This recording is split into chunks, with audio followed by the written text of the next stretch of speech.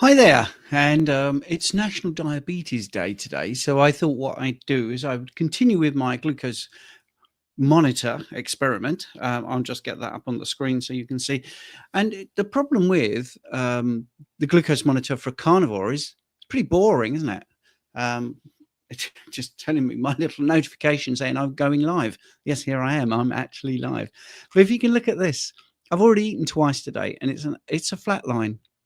And that's the thing with the continual glucose monitor experiment is, well, one of the things actually that's happened is I've been doing lots of experiments over the last 5 years, and it's taken its toll, actually. I don't know how people like Nick Norwitz do what they do, because for me, 5 years of doing testing is not good. And some of the tests I've done where I've tried slightly more carbs. Like I say, I've had messages from people that know me, people that I've had consults with me as well, and they've actually said, "You look terrible.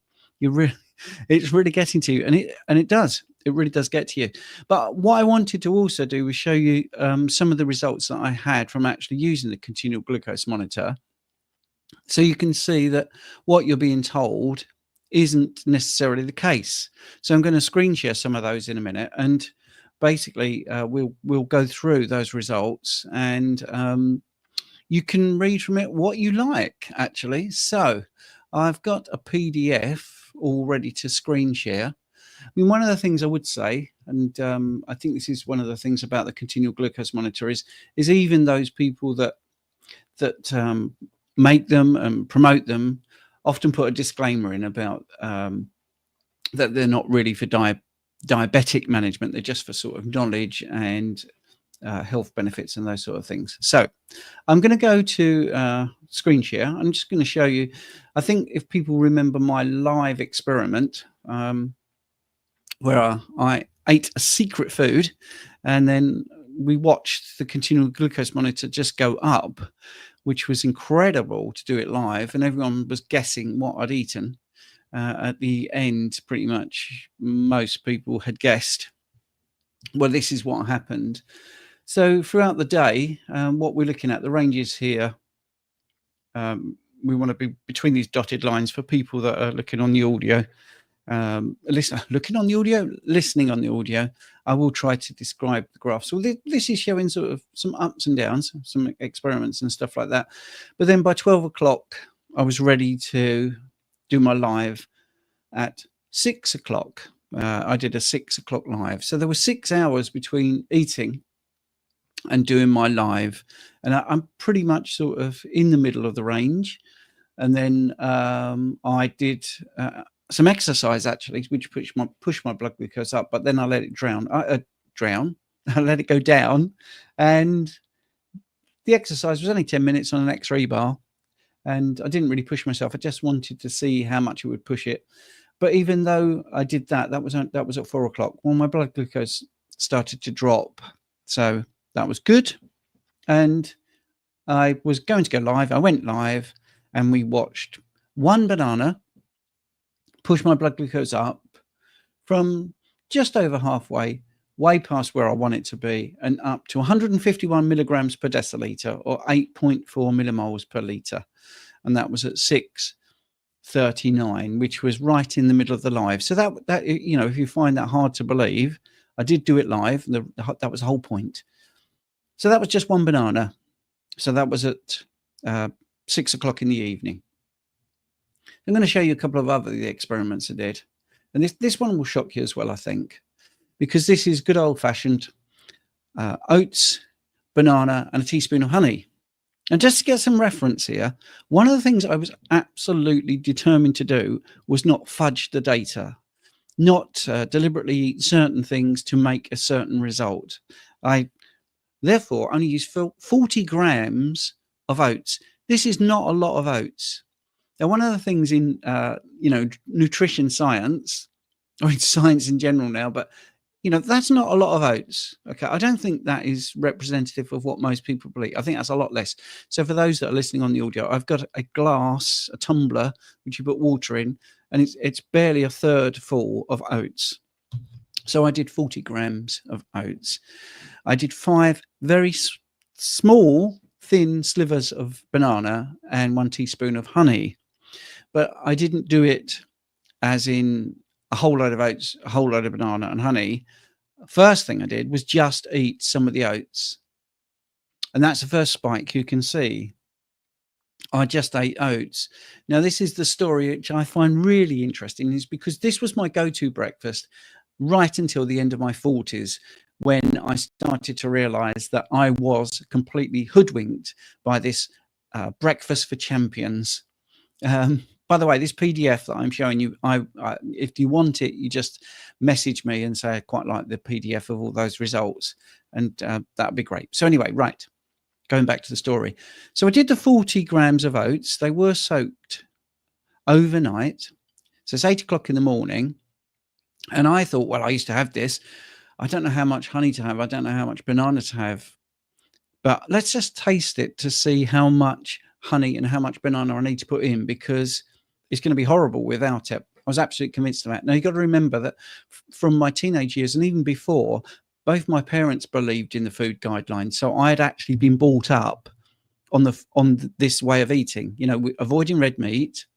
I know Zoe Harkham doesn't like me saying this in the same sentence. Avoiding saturated fat. I'm not saying the red meat has the saturated fat. In fact, you know, a saturated fat ratio of 2% to 98% not saturated fat is what you get from a ribeye. 98% of a ribeye is not saturated fat. It's only 2%. But anyway, I avoided red meat, saturated fat. I had skimmed milk, and my go-to breakfast was always porridge oats or oatmeal, and it was normally with a little bit of fruit and sometimes some maple syrup, sometimes a little bit of honey. Okay, and I thought that was the breakfast of champions. So I assumed it was going to not be very sweet, just the oats on its own, but it was really sweet. It was really, really sweet. So I ate a little bit of just oats because I wanted to see what just oats did. And as you can see, if you've got the video, it gave me a huge spike. But then I let things settle because I wanted to add the banana and I wanted to add the honey. And I tell you what, the spike there is incredible. So it had gone up. It had pretty much gone up to about 135, looking at that graph, that first spike of just the oats. So just oats, just the 40 grams of oats spiked it so much. That's the other thing. I am using the word spike because that is a spike. We'll come to that later with some sourdough bread and some just normal bun that you would have around a burger. And we'll look at not spikes, but still some problems. But that is a spike without a shadow of doubt. And then it drops. And like I say, if you're listening on the audio, just email me at Zero Carb Coach. That's all spelt out, ZeroCarb Coach, COACH at gmail.com. I'll send you the PDF. And once I'd added the banana and honey, wow, 160 milligrams per deciliter, or 8.9 millimoles. And that was at 8:39 in the morning. And I think it's a testament to my insulin sensitivity that my body really cleared that toxic amount of glucose out of my system very quickly. And then we get back to normality. Like I say, I've shown you my continual glucose monitor for today for comparison to that spiky, terrible graph. And you can see there, it's flat as a pancake. And I've eaten twice today. Right. So what was the next thing I did? Thank you, Kelly. Going to share this with some people who say it's only a few oats. They are healthy. Which, thank you, Kelly. That is the message that I want to get up. I want to get across to people. Yeah, that is a few oats. And most people won't eat just a few oats. They will definitely have the other thing. So I'm glad I did it in two phases there, because it shows just the oats and then it shows the oats with the banana, which wasn't even a full banana, and just a teaspoon of honey. So please do share it. I think that would be great if you could share it. So what was the next thing I did? Well, I compared eggs and bacon. Then I had some yogurt, and then I had some orange juice, because this was another thing that I was told was really healthy for me. Freshly squeezed orange juice. And this glass, this tumbler, which I'm showing you, which is a normal sort of size glass for water or fluids. It's a very small glass. That's how much orange juice I had. And I had it in two halves. I had half I let my insulin work with it, and then I had it again. And thank you. I've got bigger stickers here. Obviously, a fan of Monty Python. Bigger stickers. So yes, thank you for saying afternoon all. By the way, if you want to go do a super chat, that really helps. If you want to help me do all this stuff, the continual glucose monitor was £59. By the way, I do have a discount code on that PDF. If you're looking to do 2 weeks of continual glucose monitor, get 10% off. But anyway, I'm not saying you've got to fund these experiments, but they help. It helps if you get a little bit of money. And the glucose keto monitor strips, because I also did some finger pricking, about 60 quid. But anyway, I'm just telling you. So look what happened when I had bacon and eggs. Bacon and eggs, look at that. Hardly anything, if anything at all. And then also yogurt earlier on in the day. So bacon and eggs was my normal breakfast. Yogurt there. But in the afternoon, so lots of clearance, I had orange juice, and that took me up to 112 milligrams per deciliter, 6.2 millimoles, and that was at 4 o'clock. All right, still in range, but that's only a glass of orange juice. That's all that is, a glass of orange juice. Why am I doing this? Because it's National Diabetes Day. I'm a specialist practitioner in obesity and diabetes, so I want to get this across to people as much as possible. So here we are, 7.8 millimoles, by the way, is the threshold we've been using. So 140 milligrams per deciliter is what we're trying to not get over. So we've already seen that oats do that, bananas do that, oats, banana, and honey does that. But look at this, eggs and bacon don't do it. Decaffeinated coffee doesn't do it. That's a pretty flat day. So even with eggs and bacon and a coffee, 95 milligrams per deciliter and 5.3 millimoles per litre was the highest. And as you can see, pretty much the average there is very low. The other thing you need to take into consideration is how much insulin is being produced to produce these numbers. So I would imagine not much insulin if your blood glucose is like this. And again, as you've seen from me continually showing today's glucose monitor, as soon as I stop introducing these other foods, I don't even get these erratic sort of slightly up and down movements. Literally, once I'm back to carnivore, it's flat as a pancake.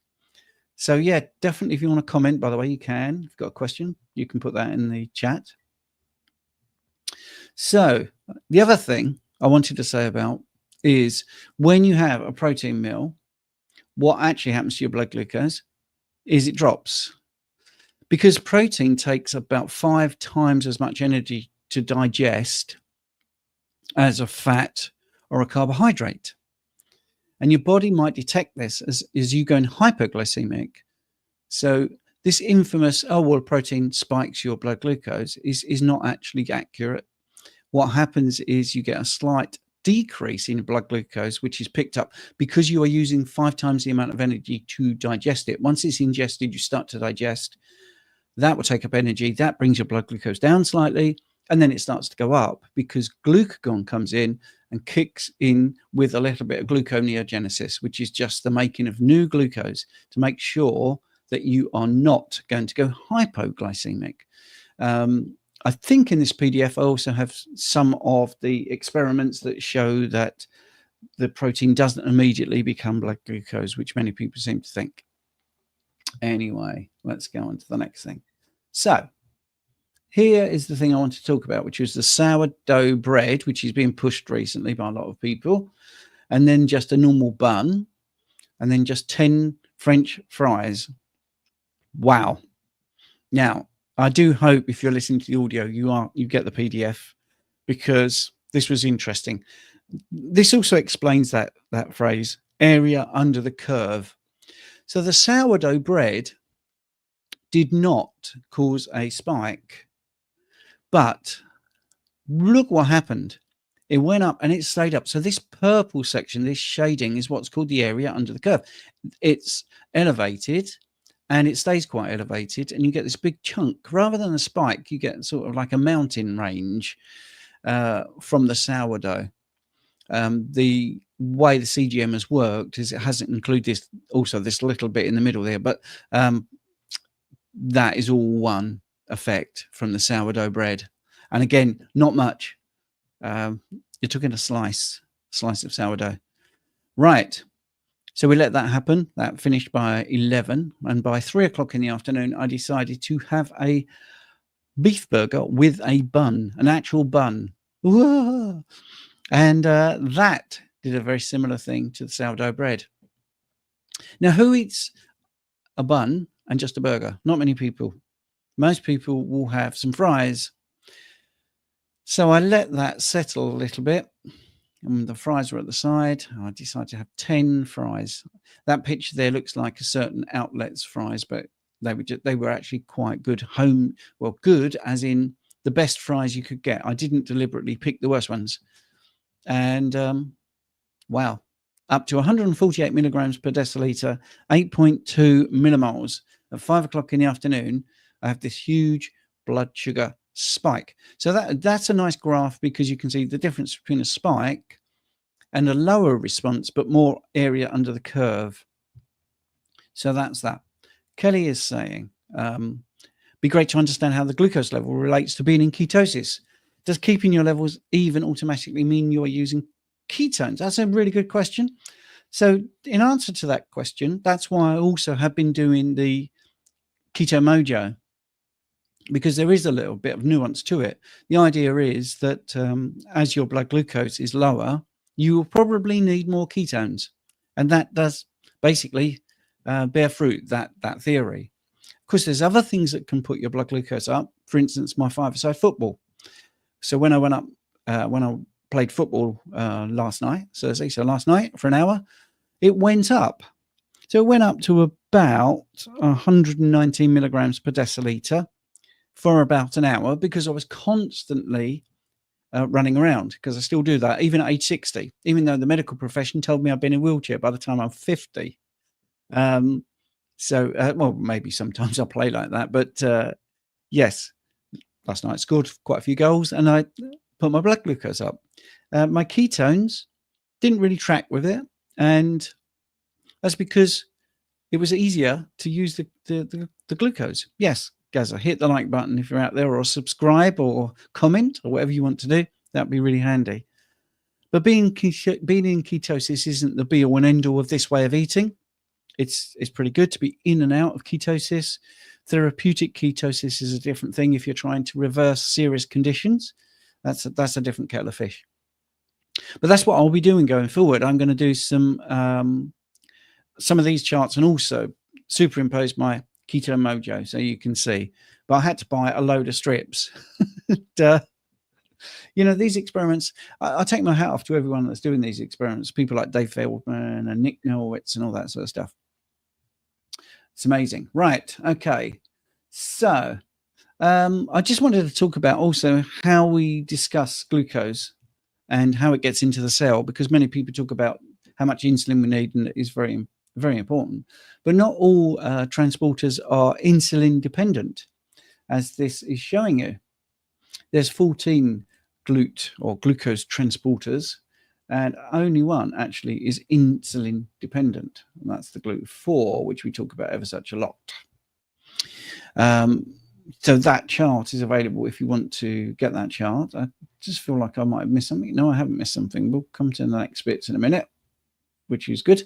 Right. So you have got, for instance, the brain and red blood cells use the GLUT1 transporter. It's not insulin dependent, and you wouldn't expect it to be, especially with red blood cells. Liver, pancreas, and intestine. The small intestine is GLUT2. There is actually a mnemonic to remember where they all are, but I can't say it because it's politically incorrect to say it. Right. Interesting. Gaz is saying, interesting, read the protein. Would that mean that people on a carnivore diet shouldn't take metformin? I don't. Not sure why they would, but mention it for safety, as it stops the liver releasing glycogen. So they might go hypo after eating a high protein meal. Well, I think if you are a diabetic, you are really on it with the numbers. I do have a really good client at the moment that is literally doing an experiment for me with his fast acting, slow acting insulin, and we're looking at very precise numbers, which is really helpful. But let's have a look. Let's go into the next bit. So hopefully you like the continual glucose monitor experiment, really. Next thing, don't get hung up on averages. By the way, all this is in my second edition of my Guide to Blood Test book. All of this, loads and loads and loads of new material. It's much thicker than about 130 pages more have been added. So all of this stuff's in here, and other things about iron and ferritin and all the things, EGFR, liver function, kidney function, lipids, of course, LP(a), lots of studies about that. So it's all in that second edition of Guide to the Blood Test. And this is one of the things that I talk about in there, and that is your average can be misleading because, believe it or not, both of those profiles have the same average of just under 100 milligrams per deciliter. So the blue line is showing you huge spikes, huge troughs, huge spikes, huge troughs, just to make it easier for the people on audio only. If your average is 100, but you start the day at 150 and then you drop to 50, then you go up to 150, then you drop to 50, then you go down, up, down, and you constantly going between 150 and 50, your average will be 100. Well, what if you're 105 and 95? Your average will be 100. So just imagine how much you are spiking your insulin. Yeah, I don't like the word spike, but it does evoke exactly what's happening. Constantly going up, you're going to, huge amounts of insulin in short periods of time, which can be very damaging. So, by the way, just a little recap. There's my continual glucose monitor. As I keep telling you, flat as a pancake.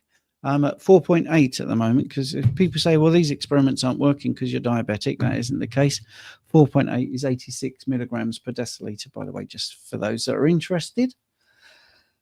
And this is a couple of studies very quickly, which show you when they've experimented in the old days when they thought protein turns to glucose straight away. They just assumed about half, because this is what science is like, really, in nutrition science, probably about half. So what they did is they gave this person, or these people, the participants, 53 grams of glucose and looked at their blood sugar. And you can see that 53 grams of glucose put their blood sugar levels up. Then they gave this person 100 grams of bread and 25 grams of butter. So that was 53 grams of available glucose. That's why they did that mix. And that put the blood glucose up not as much. It's interesting, isn't it? Blood glucose after 370 grams of apple, which they approximated was 53 grams of available glucose. I don't think that's particularly true, but anyway, that's what the apple did. It spiked it. And then they gave the person some protein from lean beef, 106 grams, because it had 53 grams of available glucose. And that's the bottom line, which is flat as a pancake. So that was that. And then you've got another study here, which was where they doubly labeled the amino acids, which means basically they can track it for recording purposes. It was taken from eggs, so the person was eating eggs, and then they did what's called a glucose flux test, and they looked at their blood glucose. So the dark circles there showing your blood glucose, which is the total amount in their body at that time. So it's done on intervals. So after 2 hours, 4 hours, 6 hours, 8 hours, what happened? Well, in the first hour, none of that amino acid that was labeled was in the bloodstream. Really. So after about 2 hours of eating those eggs with the labeled amino acids, you're still looking at maybe, if you're lucky, 5% of it, probably not even that. 4 hours, we saw a slight increase, but there's still a huge gap between the person's blood glucose and the labeled amino acids. So what is the body doing there? Well, the body is deciding to recycle those amino acids and make some of them blood glucose. Absolutely. But that's 4 hours later. It's not a spike, and it's not bad, because when you listen to your body, let your body do it, your body's going to do it pretty good. So that's it. By the way, we did get to some other studies. I didn't want to be too boring on National Diabetes Day, but there are other studies that also show that you can have 100 grams of protein at one sitting, and it's totally fine. But I just want to talk about a couple of other things that we don't talk about in this space very much, is like, for instance, concentration. So if you look at an adult, you've got an adult here, an adult male will have 5 to 6 litres of blood. So when I used to do my phlebotomy, I had private blood testing done for about a decade. I would always say to people, it's about 4 teaspoons of blood I'm taking, about 4 teaspoons. Don't worry, might be a little bit more than that, but not much more. Still could make you faint. Okay, the 3 people that did faint in a decade, all 3 were vegetarians or vegans, actually. And I would just say, we're going to take 4 teaspoons of blood. That's what we're going to do, which means that some of your blood glucose will go. So you might have to stick around, just sit here for a bit. This was not even donating blood. This was just for analysis and doing things like well man and well woman. Anyway, the point being, 4 teaspoons was what was taken. Our body needs 1 teaspoon of sugar in these 5 to 6 litres of blood, okay, or 8 to 12 pints, however you want to look at it, however you talk. Right, now, 70% of healthcare decisions are made on the basis of this 1 teaspoon, 2 teaspoons, 3, 4 teaspoons, normally about 4, at one single point in the day. But let's think about other things that happen in one single point of the day. So an adult male has about 5 to 6 litres. The adult female has 4 to 5 litres on average. These are all averages across huge populations, huge generalizations, but it will get the point across. A 10-year-old boy will have about, or 10-year-old girl will have about 2 to 3 litres. Now, if you were to drink a can of Coke, which we approximate as 32 grams, sometimes it's 39 grams, which is about 9 teaspoons of sugar, 9 teaspoons of sugar. We put that into 5 litres or 6 litres. The concentration is not as great as if you put the same can of Coke into a child who's only got 2 to 3 litres. So just to make the sums easy, 6 litres for a male adult and 3 litres for a child, but you put the same volume of sugary liquid in. The concentration is double, isn't it? So, you know, this is when you're out having a family outing and you all have a can of Coke each. It's less impactful on an adult. I am not an idiot. I know that a young child might be more insulin sensitive, but that isn't what's borne out in nature, is it? Because we're now finding that children are getting diabetes. I'm an old person, you know, I've been around the block a long time, but it's not that long ago. It's only 15 years ago that we were calling diabetes late onset diabetes, because it didn't happen that much. And sometimes children got it. And that was type 1 because their pancreas wasn't producing enough insulin. Okay. And then something happened in the 70s. What was it? Was it the food guidelines, I wonder? I think it might be, where we kicked out fat and we started saying that high carbohydrate diets were great. And what have we got now? We don't have late onset diabetes. We have diabetes. And we have children with diabetes. And that didn't happen, honestly. 15 years ago, having diabetes was unusual. That's why I actually did the training in obesity and diabetes, because I was, at that point, an advanced personal trainer, and I had somebody I was trying to train up, and they wanted to get to the Olympics, and they were type 1. And I wanted to understand it, which is why I do all this stuff. I want to understand it and be able to explain it to people. She got to the Olympics, by the way, javelin throw, but it's great. Anyway, and understanding it is the key. So all of these things that you're told is, you know, these things aren't bad. Somebody earlier said about oats, a little bit aren't bad. You know, they're healthy. They're not. They're not. They give you nothing that you need either. There's no protein. There's no fats. And like I say, the reason I wanted to show you that was because I think it's pretty interesting to see that we can look at these things differently and we can test for ourselves. Now, I am a little bit annoyed because when I go online and say oats are bad, just test it for yourself, I get some idiot say, well, I've tested it and isn't that bad. And I said, okay, you can laugh at this. I said, okay, right. What was the reading? What was the quantity of oats? When did you take it? Did you have it with anything else? And I wanted to know how he designed his own experiment. And I was blocked. That was it. No answers, nothing. You know, so it does surprise me. So even on National Diabetes Day. And I'm only saying this because I want to help people. And it's crazy how people really, really don't want to engage. They just want to tell you what they think based on no knowledge. And that's the great thing, right? So 15 years ago, when I started doing this role, but not as explicitly low carb or keto or carnivore, when I started, I was still high carb. But I still remember, in the training room, them telling me about, this is how we dose for insulin, and it's always in relation to carbohydrates. So I put my hand up and said, well, why don't we just reduce the carbohydrates? Of course, that was laughed out. And then when we started to speak about the potential for these glucose monitors to one day be in the hands of the actual patient so they can control it, none of the people in the room that were on the side of the, like the doctors and all the practitioners that were coming in to share their clinical experience, not one wanted that. Not one. And I was just absolutely gobsmacked. So I suppose this is why it's a passion of mine to try and get this information across, that you can test yourself.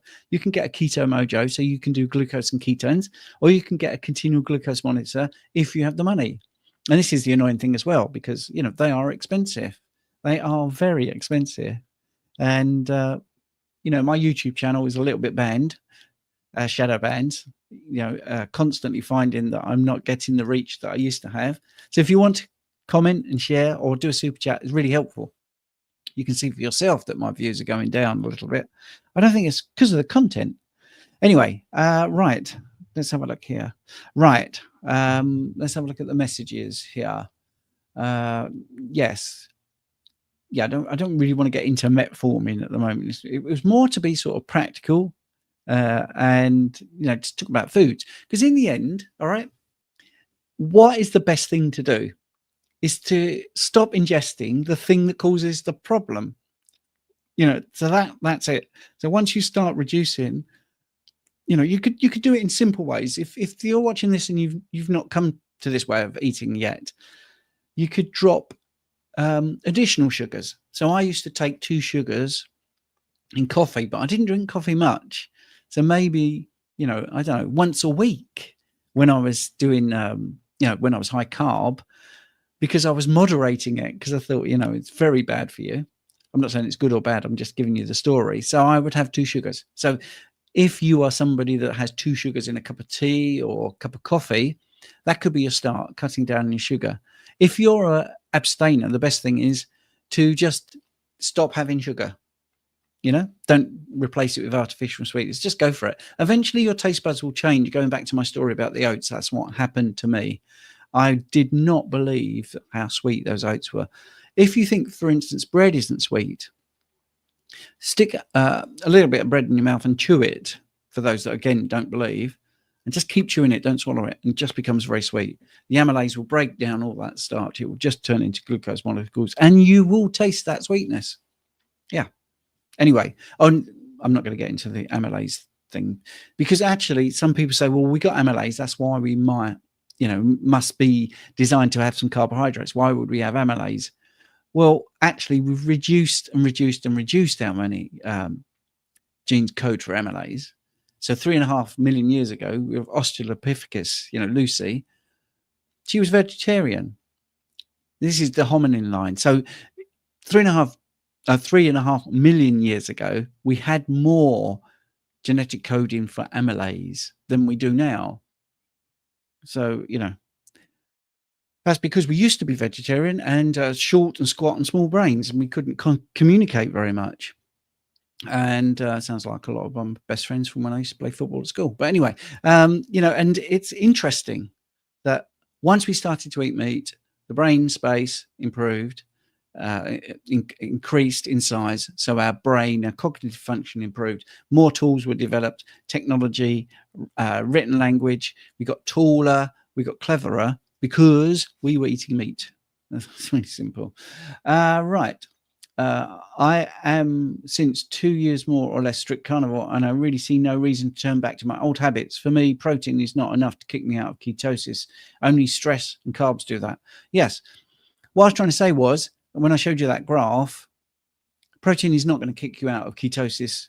You're going to have a little dip and then a little bump. But don't worry if it does kick you out of ketosis. It really doesn't matter.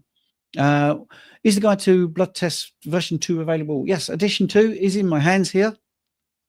You can, I'll put a link in the description if you want to get that from the Real Food Company. If you want a paperback, a physical copy, you can get that from the Real Food Company. It should be on there. Actually, what I'll do is I will get the links for you now, and I will put them in the chat.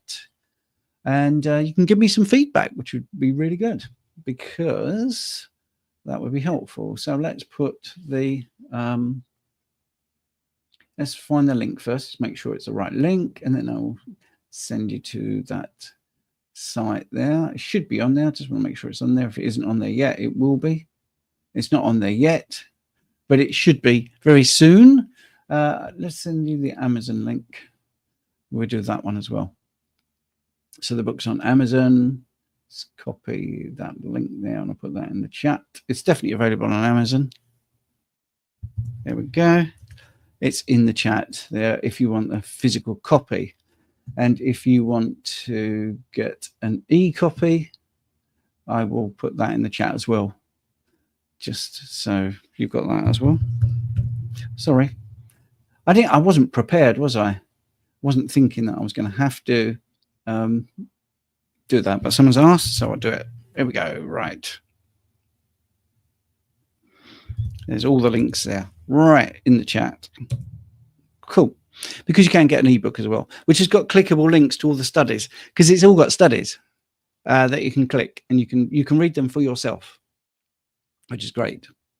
Have you tried eating a huge bolus of protein in one go, say 500 grams of minced beef, to see if it elicits the tiny insulin bump that Mark Kay says it does? He says for good thyroid function. Well, sort of, yes. My bacon and eggs is not 2 eggs and a little strip of bacon. I could do that. I've got 500 grams of minced beef. I could do that later. Susan Lewis, who was a very good supporter. Let me just try and get that up on the screen. Bear with me. Like I said, I haven't got a moderator today. Well, I never have a moderator, by the way. So it just takes a little while. I've got my PDF still up. So let me just do this. Clear my screens. And don't want those links anymore, do we? Right, let's get that over there. And we get to some questions. So what we got here? I'm trying to get that up on the screen.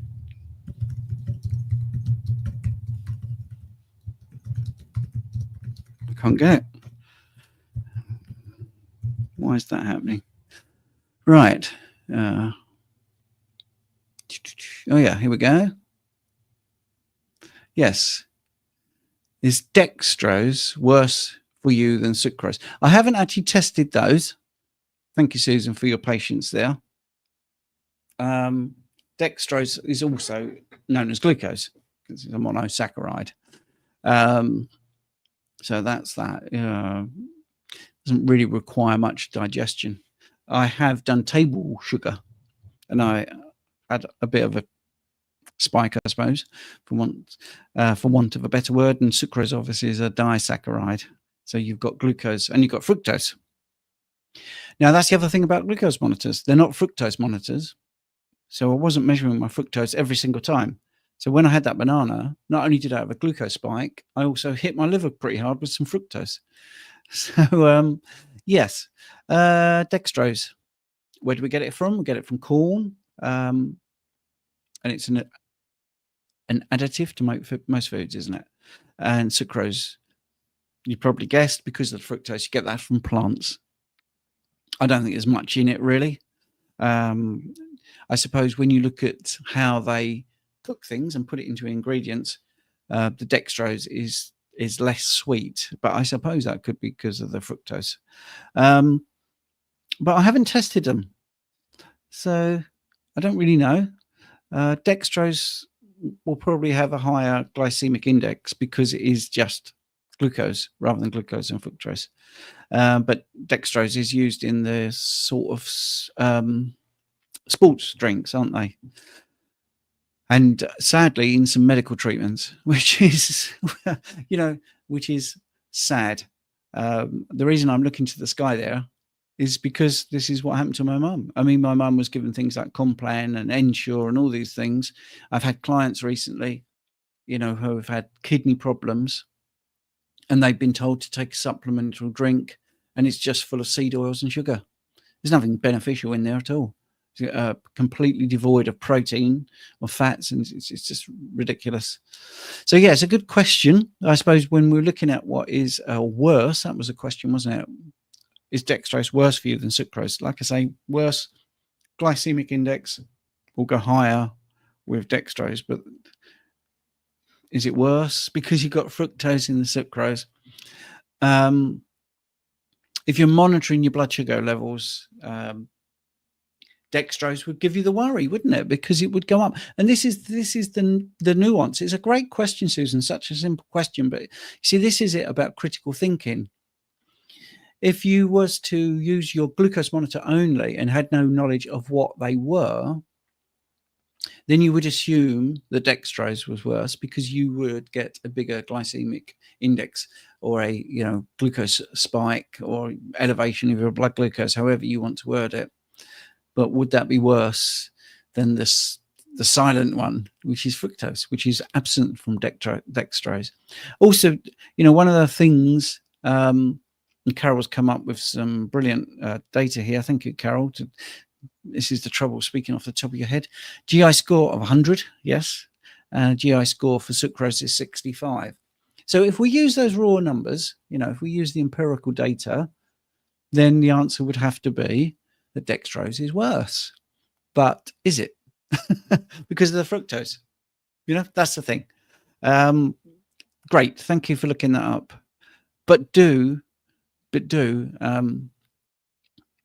consider all these things. So insulin sensitivity is important. Your glucose monitor is great, and it gives you a sort of little gateway into looking at this little amount of oats will put your blood glucose up, will spike it unbelievably. That's honestly what I used as a test. I was trying to be fair. If I'd have done the serving that I used to eat, it would have been a very, very powerful graph and got me a lot of clickbait. But unfortunately, that's not how I operate. I can't do that. I just do what I think is sensible. Just maybe it's more powerful to show you that such a small amount gives you such a huge leap in your blood glucose. I don't know. But anyway, I think that's it. I'm run out of questions already. I've only been on here for 42 minutes and I've shown you everything I wanted to show you on my PDF. If you want the PDF, just email me, zerocarbcoach@gmail.com. Just got the results. You can do that. The other thing is, I suppose, a little side thing from when I started this, which was about 9 days ago. I got the CGM 9-10 days ago. The banana that I took the slices from was very interesting because I took the slices and then I left it on the countertop and it's still there because I can't believe how it hasn't deteriorated into mush because there's so much sugar in a banana. Yeah, it doesn't look the greatest thing in the world, but you could cut the horrible bits off, and I will be putting some images up later of that on, and maybe on Instagram and in the Skool community. If you want to join the Skool community, it's great, by the way. We do so much. We have a really fun time. Lots of people, like-minded people in the community. We do a live on a Sunday night for we do a live on a Sunday night, 8 p.m. for 30 minutes. And we do a live on a Monday night. And we do that for an hour. You can ask all your questions. And there's so much interaction in the community. We have guests coming in, do lots of stuff like this as well. So anyway, the Skool community, I'll put a link in the description for that. A comparison of artificial sweetener effects might be good as well, which is a good thing. Like I say, I'm beginning to find that my health is suffering by doing all these experiments. I'm trying to get to the end of it. I will be doing some bits and bobs for Richard's products just to see what happens. I'm not a fan of fiber, so the keto bars for me, I'm only going to do one and just see what the glucose monitor does because that's what Richard is interested in. I do think, like I say, I'm very insulin sensitive. I've eaten twice today. Here is my blood glucose monitor right now, flat as a pancake. I need a better thing to say than flat as a pancake, I think. But, you know, it's 4.6 millimoles per litre, which is 83 in the American money there. Yes, and allulose has a glycemic index of 0. Now, I've just released a video with Dr. Abs and also Nick Norwitt's popped in. And I know that's one of the sweeteners that he's tested and really likes. I do worry about the glycemic index as well, because there's more to it than that, isn't there? What happens in the body? What is happening with artificial sweeteners? Do we have the enzymes to break them down, utilize them? But anyway, once you get the sweet taste on your tongue and you get a cephalic response from tasting sweet, does that bring cravings back on? I personally would try to not have sweet in my life. And that's one of the biggest themes from my client base as well, is most of them are not moderators. They are abstainers. They need to abstain. And just that little taste will send you going. So for me, I have tried that in the past, and it does set me off down a route when I've had artificial sweeteners and also a flavour that's sort of sweet. It does set me off. I'm better to just not touch it at all. So there you go. And that's someone that's insulin sensitive and exercising, and that's the way it is. So yeah. So Miss Laugh a Lot is saying she needs to abstain, and that's it. I mean, that's basically it. I think that's very common. C main. If you get rid of the seeking for something sweet, you get rid of the search for sugar substitutes, which is a lot of alliteration and ever so good for the person that did the Monty Python quote. I think one of the characters in there could do that because they had trouble with their S's, didn't they? Something sweet. Anyway, right. So it's interesting how the conversation has gone to artificial sweeteners, because I pretty much avoid them for the reason I just told you. I don't really like artificial sweeteners and stuff, but it's a big part of the keto community. It's a big part of some people's life in the carnivore community. But I just wanted to do food, so I did the normal things that you're told are supposed to be healthy, and they're absolutely not. So if you didn't see the beginning, I did put graphs up of where we were with the banana, where we were with oats, where we were with honey, where we were with bacon and eggs, where we were with sourdough, buns, French fried potatoes. And I tell you, the no-nos for me, obviously, there's one other point about the CGM, was the oats, definite. Just oats on their own spiked 20 grams. Half of this spiked my glucose, and the other half I then added a banana and honey. Woo! Put me through the roof even further. So honey, fruit, oats, they're not good. The CGM says no. Absolutely, definitely. The CGM says no. So that was my conclusion, really. Sourdough bread, that has a bigger area under the curve. It doesn't spike my glucose as much, but the area under the curve was huge, which we showed earlier. So do whiz back to see that. And just a bun, you normally have like a beef burger and a bun. That also spiked not spiked, but pushed my blood glucose up, and the area under the curve was not as bad actually as the sourdough. So it's all very interesting. And let's get rid of that comment. So I hope you've enjoyed that. No questions have been forthcoming, so that's okay. I only did this because it's National Diabetes Day. I didn't really want to do 50 minutes. I thought I'd only do 20, but I think it was nice that we generated a lot of questions. I'm going to continue for another 2 weeks with the continual glucose monitor. And there's some great suggestions for food here. A plate of lamb. Louise has had a plate of lamb. Great stuff. You know, if I had a CGM, I know that would not go up. C main here is saying I had duck breast and 5 eggs. Good for you. Sounds great. That's one of my favorites, actually. Excellent. And Quick Ben is eating steak now while listening. Great late lunch break. Absolutely. We've got Carol. Braising steak is calling to me. Braising steak is one of the recipes in my cookbook, and also one of the tastiest things you can buy that can replace a ribeye if your budget is a bit restricted. Braising steak is really good. You just have to cook it a little bit slower, and you'll get a really, really nice steak, which is very similar to ribeye in flavour. So that's good.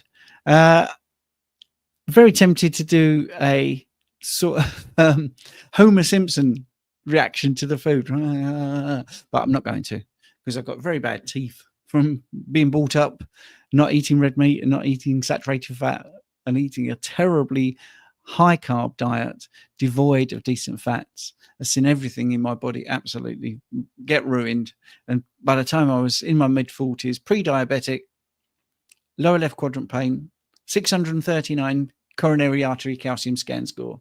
So not smoking and not drinking and doing lots of exercise. So I should have been the poster boy for all of this, and I just absolutely wasn't.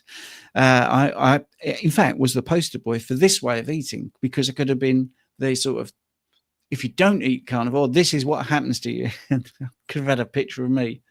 Anyway, thanks ever so much. Oh, thank you, Cruz, for a super sticker. See, things like this do help. They do help, because that can go towards the keto strips that I bought to be able to continue this for another couple of weeks. I am going to cut down on, and maybe I will do the artificial sweetener. It's a bit difficult for me, but wow, thank you for that. I'm quite touched. That's really good. It does make a big difference. I will continue this for another 2 weeks. Then I will stop, because these bad foods, even these little bits of bad food, are having a huge impact. Just, I don't feel optimal. I don't look optimal, and I want to. So I did a big experiment 5 years ago where I gained weight, 27 pounds, and then lost it, and did a live, and it took 18 weeks to sort of talk about gaining the weight and then losing the weight. I used to do a live on a Sunday. That was a big experiment. So that's nearly, it's a lot of time, nearly half a year. And then in between, I've been doing little bits and pieces with the Keto Mojo and stuff like that. And it's just takes its toll. And it's definitely taken its toll on me. So anyway, I'm going to go before I moan too much. And I will leave you with the big thank you. And Gaza saying, you're the carnivore Jesus suffering for our benefit. I wouldn't go that far, but that's a very nice thing to say. And I hope you all have a lovely day. Don't forget, it's National Diabetes Day. So try and talk some sense to some people, trying to get them off the sugary drinks, the snacks, the Coca-Cola, those sort of things. Try to get them to eat whole foods. That's going to be it. If you want my PDF to help with your family, then email me and just say, I would like the continual glucose monitor PDF, and I will send it to you. Right now, I'm going to go off. Make sure all the links are in the chat, the YouTube description below. And I will try and one day get all the questions to be near the camera, so I'm not looking down at these questions all the time. But I thank you once again for watching the live, and please like, share, and subscribe. Have a good day.